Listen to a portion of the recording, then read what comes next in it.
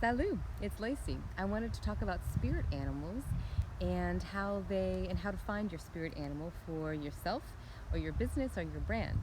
I've always kept in touch with animal spirits ever since I first got my hands on Ted Andrews' book Animal Speak.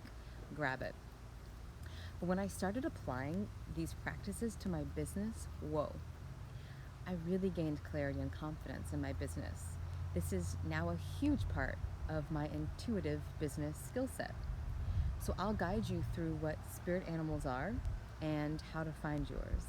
Then you can use this for your brand, your business, or just you. If you're a serial entrepreneur like me, these can be one and the same.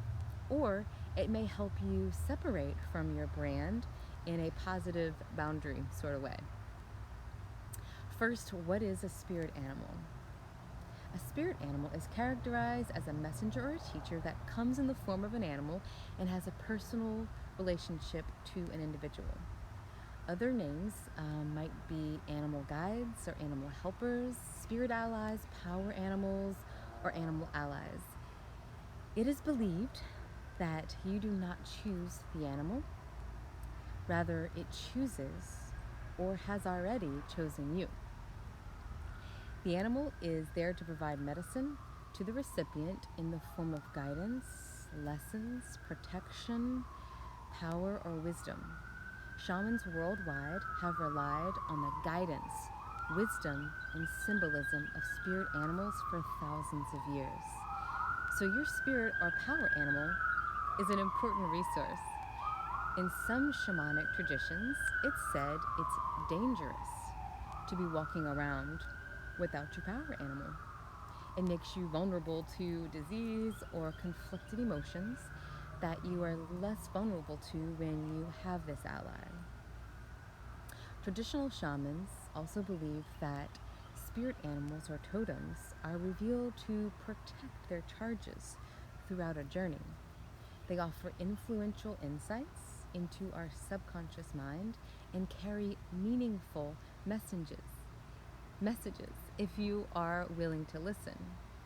Your spirit animal is meant to serve as a guide and to bring attention to parts of your life that need acknowledgement and exploration.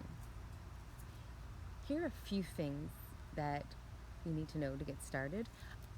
We can have one or several spirit animals throughout our lifetime. They can come in and out of our lives to guide us, to give us guidance, to teach us about ourselves, to help us maintain balance.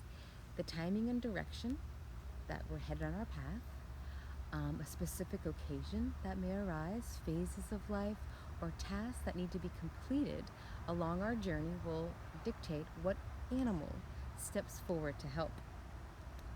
Secondly, an animal can bring us a message in several ways. We can physically cross paths with the animal, we can dream about it, or the animal can visit us in meditations, or maybe it might be our pet. Your spirit animal, thirdly, often represents qualities and attributes that you may see in yourself. On a base level, you want to understand the general vibe of the animal and look at it as an archetypal figure in your life, a symbolic representation of you. You may never personally interact with your animal, like a tiger or maybe a whale, but pay attention to the details like specific behaviors, character traits, habit, diet, social status. Are you group-oriented or a loner, nomadic, sedentary, etc.? In order to connect with the true essence of your passage, you must first learn how to find your spirit animal. The path of finding your spirit animal is best followed through observation. Whether dreaming, meditating, or simply observing and identifying with nature, discovering your spirit animal leads to inspiration and empowerment. On your spirit animal quest, remain present. Look for connections with animals, from the squirrels in your garden, or a fox on the side of the road at night, or the white buffalo that visits you in your dreams. By becoming familiar with the archetypal traits and behaviors of your spirit that your spirit guide embodies, you'll start to understand which signs you should look for, you should look out for, and when it's around you. When you invoke your spirit guide through meditation or mindfulness or prayer, you can ask for it to show you a sign. I do this often. You can also set an intention for your dreams before bed to encourage your spirit guide to show itself and to provide guidance. I love doing that. That's one of my favorite things to do at night before bed. Sometimes signs of your spirit animal guide may be subtle, presenting itself in a more symbolic, esoteric form, while other times, other signs may be more like blatant physical forms. Spending more time in nature and natural environments will undoubtedly help you connect with your spirit guides. Disconnecting from technology and reconnecting with the earth is necessary to establishing this bond. In a journal, document the details of your encounters with animals, including the resulting emotions and the events surrounding these encounters.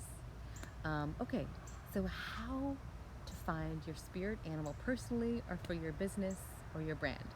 First, like I said, observe nature, get outside, take off your headphones, pay attention to the abundance of the world all around you. Notice the direction of the wind and the pattern of the birds above you. This step is essential in preparing you for spirit animal connections.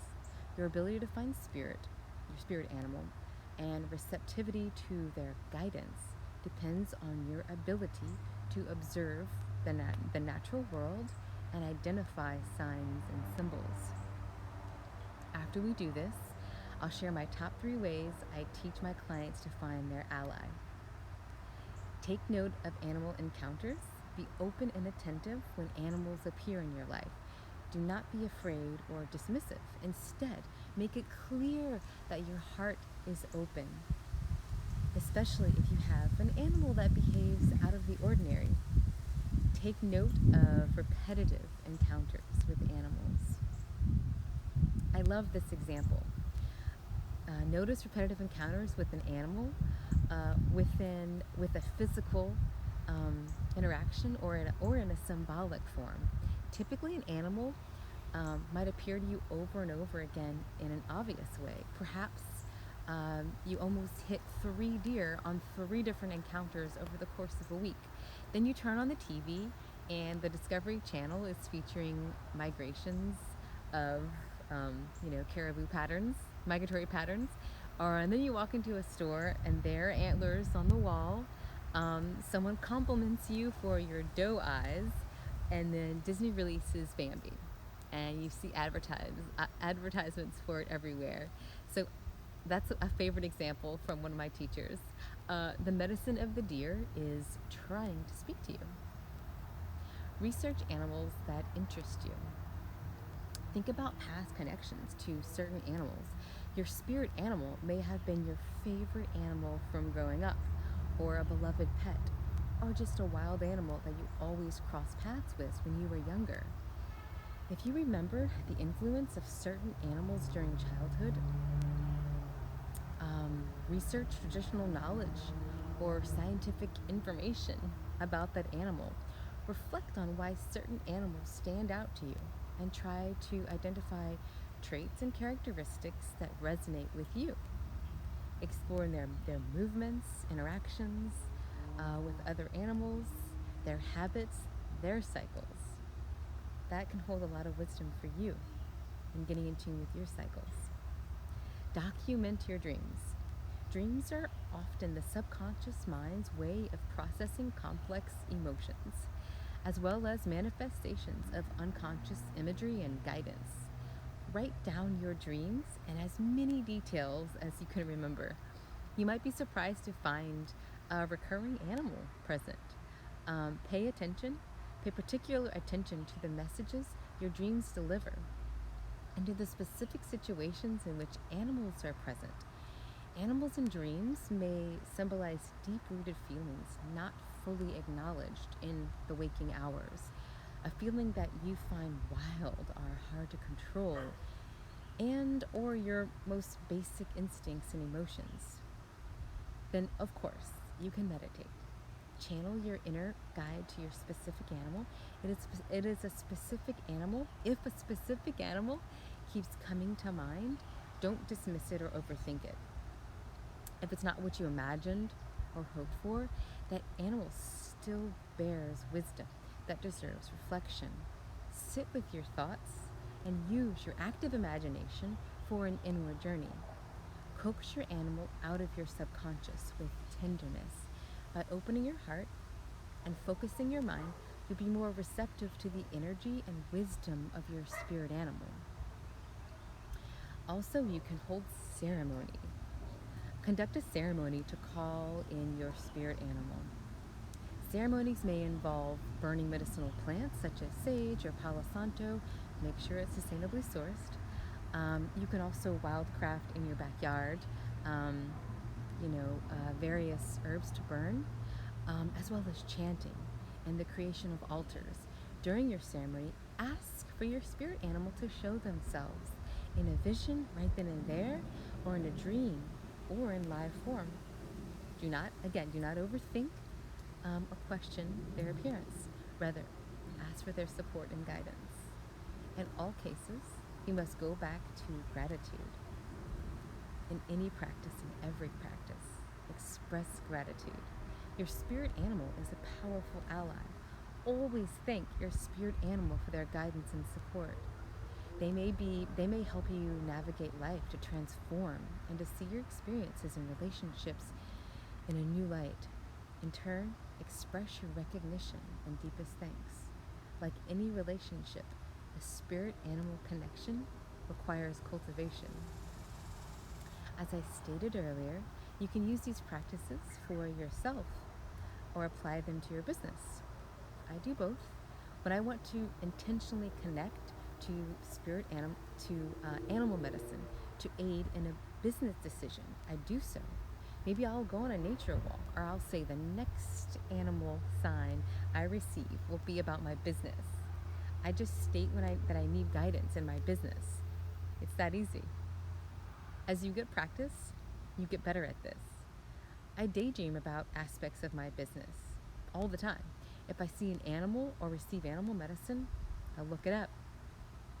With these exercises, you will receive the answer you may need to consciously or subconsciously reach your decision or take your next steps. And when I say unconsciously, I mean that you may get the answer or the next step in the dream world, and your spirit animal will be there in that realm. Enjoy this practice and experience this incredible animal medicine. Your connection to aspects of your business hidden and part of your shadow self will emerge, allowing you to address and care for those parts. We all have hidden aspects of our business and ourselves, right, that need to come up to the surface for us to be able to work on them. Again, enjoy this beautiful practice and take care. Talk soon.